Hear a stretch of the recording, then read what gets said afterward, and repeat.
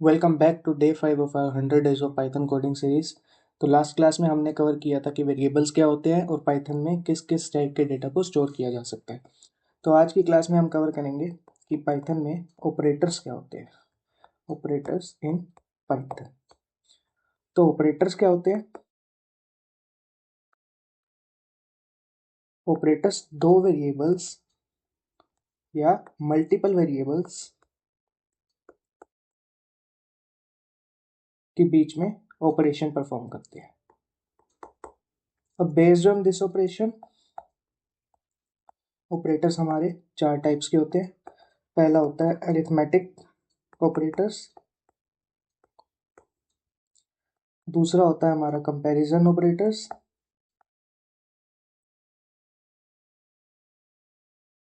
तीसरा होता है हमारा लॉजिकल ऑपरेटर्स और चौथा होता है हमारा assignment operators.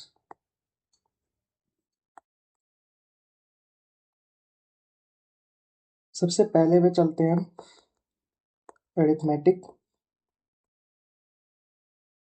Operators. Arithmetic operators का काम होता है बेसिक कैलकुलेशन परफॉर्म करना। जैसे कि मैथ्स में होता है प्लस सिंबल हमारा एडिशन परफॉर्म करता है। ये दो न्यूमेरिकल वैल्यूज को ऐड करता है या दो स्ट्रिंग्स को कनकैटिनेट या जोड़ने का काम करता है। दूसरे ऑपरेटर की बात करें माइनस, ये सब्ट्रैक्शन परफॉर्म करता है। इसी तरीके से स्टार हमारा मल्टीप्लिकेशन परफॉर्म करता है। स्लैश या डिवाइड हमारा डिवीजन परफॉर्म करता है। इसके अलावा पाइथन में और भी ऑपरेटर्स होते हैं जैसे कि परसेंटेज या मॉड्यूलस ऑपरेटर। सो परसेंटेज नहीं बोलते, हम मॉड्यूलस बोलते हैं। इसका काम होता है अगर ए को हम बी से डिवाइड करेंगे तो हमारा रिमाइंडर क्या आएगा, ये हमें वो बताता है। फॉर एग्जाम्पल अगर हम 4 मॉड्यूलस 2 लिखते हैं तो इस केस में हमारा रिमाइंडर आता है 0, तो ये हमारा आउटपुट देगा 0। इसके अलावा एक होता है हमारा एक्सपोनेंशिएशन ऑपरेटर या पावर ऑपरेटर। ये हमें देता है a raise to power p। अगर मैं पाइथन में लिखता हूँ 2 स्टार स्टार 2 तो ये हमें देगा 4। अगले टाइप के ऑपरेटर्स होते हैं हमारे कंपैरिजन ऑपरेटर्स। ये हमें ट्रू या फॉल्स में आंसर रिटर्न करके देते हैं। क्या है ये नंबर एक से बड़ा है या ये नंबर इसके इक्वल है, इस तरीके से। ये हमारे greater than equal to, less than equal to, equals to. अब अगर a b से ग्रेटर होगा तो ये ट्रू रिटर्न करेगा। अगर a greater than equal to b होगा ये तब ट्रू रिटर्न करेगा। सिमिलरली अगर a लेस देन b होगा तब ये ट्रू रिटर्न करेगा, या a हमारा less than equal to b होगा तब ये ट्रू रिटर्न करेगा। और अगर हमारा a की वैल्यू b के इक्वल है तब ये ट्रू रिटर्न करेगा। फॉर एग्जाम्पल अगर मैं लेता हूँ एज इज इक्वल टू 18, अभी हमने करा नहीं है, तो क्या हमारी एज लेस देन 18 है, तो ये होगा हमारा फॉल्स। क्या हमारी एज ग्रेटर देन 18 है, ये भी हमारा होगा फॉल्स। क्या हमारी age greater than equals to 18 है, ये होगा ट्रू। और क्या हमारी एज इक्वल्स टू 18 है, ये भी होगा ट्रू, क्योंकि हमारी जो एज है वो 18 के इक्वल ही है। इसके बाद हमारे नेक्स्ट टाइप के ऑपरेटर्स होते हैं लॉजिकल ऑपरेटर्स। लॉजिकल ऑपरेटर्स का काम होता है कंडीशंस को कंबाइन करना। ये होते हैं हमारे तीन टाइप के, एंड और नॉट। अगर हम एंड की बात करें, फॉर एग्जांपल अगर हम दो कंडीशंस लेते हैं तो जब दोनों ट्रू होगी तब हमारा जो एंड होगा वो ट्रू रिटर्न करेगा। और की बात करें और दो कंडीशंस अगर हम एग्जांपल में लेते हैं तो जब हमारी कोई भी एक ट्रू होगी तो ये हमारा ट्रू रिटर्न कर देगा। नॉट हमारा क्या करेगा, ट्रू होगा तो उसको फॉल्स बना देगा, और अगर फॉल्स होगा तो उसको ट्रू बना देगा। इसका अगर हम एग्जांपल लें,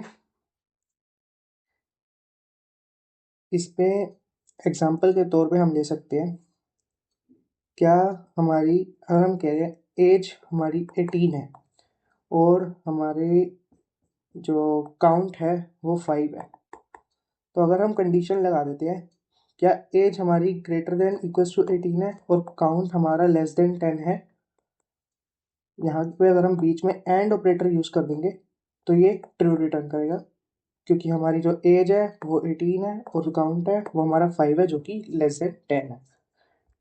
इसी तरीके से अगर हम और की बात करें, तो अगर हम और में एज को 18 रखते हैं और काउंट को 11 कर देते हैं और कंडीशन सेम रखते हैं, क्या हमारी age greater than equal to 18 है और काउंट लेस देन 10 है, तो एज तो हमारी 18 के इक्वल है लेकिन काउंट लेस देन 10 नहीं है, बट क्योंकि हम बीच में अगर और यूज़ कर रहे हैं तो ये हमारा ट्रू रिटर्न करेगा क्योंकि एक कंडीशन हमारी ट्रू है। इसके बाद नॉट की बात करें, तो अगर हम नॉट ऑफ ट्रू प्रिंट करते हैं तो ये हमारा रिटर्न कर देता है फॉल्स। अगर हम नॉट ऑफ फॉल्स यूज़ करते हैं तो ये हमारा रिटर्न कर देगा ट्रू। अगले टाइप के ऑपरेटर्स होते हैं हमारे असाइनमेंट ऑपरेटर्स।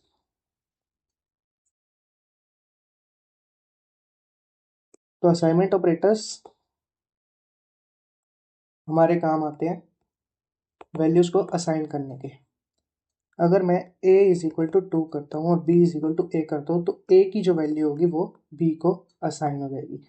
अगर मैं a इज इक्वल टू 2 करता हूँ और a प्लस इक्वल्स टू 2 करता हूँ तो जो b plus equals to a करता हूँ तो जो a की वैल्यू होगी वो जो b की वैल्यू होगी उसमें a की वैल्यू ऐड हो जाएगी, तो ऐड होने के बाद वो असाइन हो जाएगी। इसी तरीके से हमारे असाइनमेंट ऑपरेटर्स होते हैं equals to, plus equals to, minus equals to, multiply equals to और डिवाइड इक्वल्स टू। तो ये हमारे होते हैं असाइनमेंट ऑपरेटर्स। तो अब हम इनकी प्रैक्टिकल एप्लीकेशन की तरफ बढ़ते हैं। तो यहाँ पे हमारा भी कोई कोड है नहीं, सबसे पहले हम करेंगे एरिथमेटिक ऑपरेटर्स। तो अगर हम 2 नंबर्स लेते हैं, यूजर से इनपुट ले लेते हैं, int of input enter number 1 और बी भी हम यूजर से इनपुट ले लेते हैं, एंटर नंबर 2। तो यहाँ हम क्या करेंगे, मल्टीपल ऑपरेशन परफॉर्म करेंगे। पहले हम प्रिंट करा देते हैं सम को, जो सम होगा हमारा वो होगा a plus B addition operator की सहायता से। अब हम यहाँ पे प्रिंट करा देते हैं इनका डिफरेंस। इनका डिफरेंस क्या होगा, सिंपली a माइनस बी। अब हम प्रिंट करा देते हैं इनका प्रोडक्ट। प्रोडक्ट मतलब दो नंबर्स को मल्टीप्लाई करके क्या रिजल्ट आएगा। प्रोडक्ट में हम a इंटू बी रख देंगे और यहाँ पे हम प्रिंट करवा देंगे क्वेश्चन। दोनों को डिवाइड करके क्या आंसर आएगा, a डिवाइडेड बाय b। और फिर हम यहाँ पे प्रिंट करा देंगे, हमने और कौन से करे थे, एक मॉड्यूलस ऑपरेटर और किया था, तो इसमें हम रिमाइंडर प्रिंट करवा रहे होते हैं। यहाँ पे हम रिमाइंडर कर देंगे और यहाँ पे हम a परसेंटेज b और हम पावर भी कर लेते हैं a to the power of b। हमारा क्या आएगा, a स्टार स्टार b। इस प्रोग्राम को हम रन करके देखते हैं। हम अपने टर्मिनल में चलेंगे, यहाँ पे हम पाइथन, हम उस डायरेक्टरी में नहीं है तो पहले हमें डायरेक्टरी में जाने के लिए cd मतलब चेंज डायरेक्टरी, और हमें जाना है हमारे यूट्यूब फोल्डर के अंदर कोड्स में। तो पहले हम चलते हैं कोड्स में। कोड्स में आने के बाद हम स्लैश डालेंगे और उसके बाद हमें जाना है डे 5 में। तो हम जाएंगे डे 5 में। अब क्योंकि मेरे यहाँ पे डे 5 में स्पेस है तो मेरे को यहाँ पे इन्वर्टेड कॉमास का यूज़ करना पड़ेगा, वरना ये हमारा एरर थ्रो कर देगा। अगर मैं आपको दिखाऊं एरर क्या आएगा एंटर करने पे, सेट लोकेशन, क्योंकि यहाँ पे स्पेस है तो वो 5 को अलग ट्रीट कर रहा है और डे को अलग ट्रीट कर रहा है। तो अब अगर हम यहाँ पे इन्वर्टेड कोमास का यूज़ कर ले, अब एंटर दबाए तो ये हमारी उस डायरेक्टरी में चला जाएगा। अब हम सिंपली यहाँ पे पाइथन, हमारा फाइल का नाम है operators in Python dot P Y, यहाँ से हम फाइल को रन कराएंगे। नंबर 1 हम एंटर कर लेते हैं 2, नंबर 2 हम एंटर कर लेते हैं 3। हमारा सम आ गया 5, डिफरेंस आ गया -1, प्रोडक्ट आ गया 6, क्वेश्चन आ गया 0.66, रिमाइंडर आ गया 2, क्योंकि 5 को हम जब सॉरी 2 को जब हम 3 से डिवाइड करेंगे तो हमारा रिमाइंडर आएगा 2, क्योंकि 0 पे जाएगा और वो रिमाइंडर देगा 2। ए टू द पावर बी मतलब 2 रेज टू पावर 3 हमारा आएगा 8। तो ये हो गया हमारे अरिथमेटिक ऑपरेटर्स। अगले टाइप ऑफ ऑपरेटर्स जो हमारे थे वो थे कंपैरिजन ऑपरेटर्स। अब आते हैं हम कंपैरिजन ऑपरेटर्स की तरफ। तो कंपैरिजन ऑपरेटर्स में हम सिंपली ए इनपुट ले लेंगे, या हम एक काम करते हैं, यहाँ पे हमने ऑलरेडी इनपुट ले रखे हैं तो यहाँ से इनपुट ले लेंगे और उसके बाद हम कंपेयर करेंगे। हम करेंगे print A greater than B. क्या हमारा ए ग्रेटर देन बी है? Print A greater than equals to B, print A less than equals to B, print A less than B, और यहाँ पे हम और प्रिंट करा देंगे ए इक्वल्स टू बी। अब हम इस प्रोग्राम को अगर रन करते हैं, अब हमने एक तरीका देख लिया रन करने का, Python file name dot P Y. अब हम यहाँ से सीधा रन बटन को क्लिक करेंगे तो यहाँ पे ये हमसे नंबर 1 पूछेगा, नंबर 1 को हम 3 ले लेते हैं और नंबर 2 को हम 2 ले लेते हैं। अब ए ग्रेटर देन बी है, true. A greater than equal to B है तो वो भी true. A less than equal to B है, नहीं, 3 क्योंकि 2 से बड़ा होता है तो फॉल्स। ए लेस देन बी है तो फॉल्स, और ए इक्वल टू बी है तो वो भी फॉल्स। तो ये हमारे होते हैं कंपैरिजन ऑपरेटर्स। इसके बाद हम चलते हैं थर्ड टाइप ऑफ ऑपरेटर्स की तरफ, जो कि हमारे लॉजिकल ऑपरेटर्स। लॉजिकल ऑपरेटर्स हमारे कंडीशंस को कंबाइन करते हैं। हमने ए और बी का इनपुट ले लिया, हम प्रिंट करवाएंगे A greater than 3 and A less than B less than 10। क्या हमारा ए 3 से बड़ा है और बी लेस देन 10 है? एक ये कंडीशन को रन करके देख लेंगे। एक कंडीशन को हम रन करेंगे ए ग्रेटर देन 3 और ए लेस देन 10। एक काम करते हैं, हम इसको 1 बाय 1 रन करके देखते हैं। अगर अभी हम रन करते हैं तो हमें बी की वैल्यू, ए की वैल्यू अगर हम 3 से बड़ी देंगे, मान लेते हैं हमने यहाँ पे 3 से बड़ी नहीं दी, सिर्फ 3 दे दी, और यहाँ पे बी की वैल्यू हमने दे दी 10 से छोटी 5, तो ये एक कंडीशन फॉल्स है और दूसरी ट्रू है, तो ये हमारा ओवरऑल फॉल्स रिटर्न करेगा। अगर हम इसको दोबारा रन करते हैं, यहाँ पे अगर अब मैं 4 देता हूँ और यहाँ पे अगर अब मैं 5 देता हूँ तो हमारा ट्रू रिटर्न करेगा, क्योंकि ए 3 से बड़ा है और बी 10 से छोटा है। अगर अब मैं यहाँ पे और लगा दूँ और सिमिलरली जो हमने पहले इनपुट दिए वही दे दूँ, ए दे दूँ मैं 2 जो कि 3 से ए दे दूँ मैं 2 जो कि 3 से हमारा छोटा है, लेकिन बी में दे दूँ 5 जो कि 10 से छोटा है। तो एक कंडीशन फॉल्स थी, दूसरी ट्रू थी, बट इसने यहाँ पे ट्रू रिटर्न कर दिया। तो अगर अब मैं यहाँ पे नॉट ऑफ ए कर दूँ तो नॉट ऑफ ए क्या रिटर्न करेगा ये हम देखते हैं। अगर हम यहाँ पे 2 करते हैं